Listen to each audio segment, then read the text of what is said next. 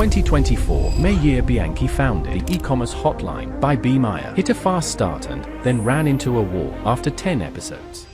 When you make bad business decisions or when things happen that don't go your way, we can start to question our self-judgment. A lot of self-doubt creeped in, a lot of stress. I had recorded like 3 episodes. I had a bunch to edit. I was kind of overwhelmed with the editing process too. I just hit like a creative block as well. I did not have a support for distributing the content. And so that was kind of like where it also was hard because I was making all this good content, but I wasn't able to maximize the output of it. And so I found that discouraging as well. Anytime I'm recording, I'm on a high for the next day. Anytime I'm editing, I remind myself, oh yeah, this is why I'm doing it. This is why I need to bring this message to the world. So tell me, why did you stop doing the podcast? So I stopped recording the e-commerce hotline podcast around April of 2024. I had hit a really difficult patch in Bemeir where I had made some hiring decisions that didn't work out. I had spent a lot of money and put my business in some disarray. You know, as an entrepreneur, I was kind of like trying to catch my footing. I had like a sequence of events happen over 2 months that really like made me pause for a second. And then in general, I would say when you make bad business decisions or when things happen that don't go your way, we can start to question our self-judgment.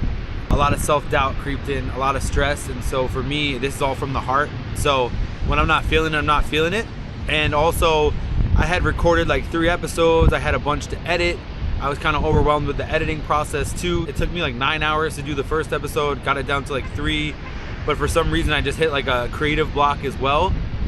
And then later that year, I started doing live episodes, a Thanksgiving and a Black Friday one. We were gonna do a sequence of one every week. Yannick, my colleague and also a good friend, he was my co-host on those and we interviewed people. And so I started trying to do a live format so that way it was less work on the editing, and that had its pros and cons. And then really, since then, I haven't done much, you know, just short of like I've been a guest on a couple of podcasts and I did like another live one, like say a year later in January of 2026.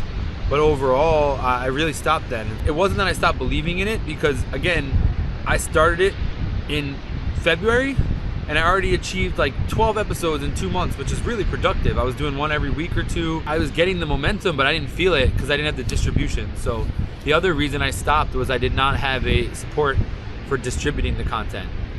And so that was kind of like where it also was hard because I was making all this good content, but I wasn't able to maximize the output of it. And so I found that discouraging as well. Stay tuned for the lost tapes.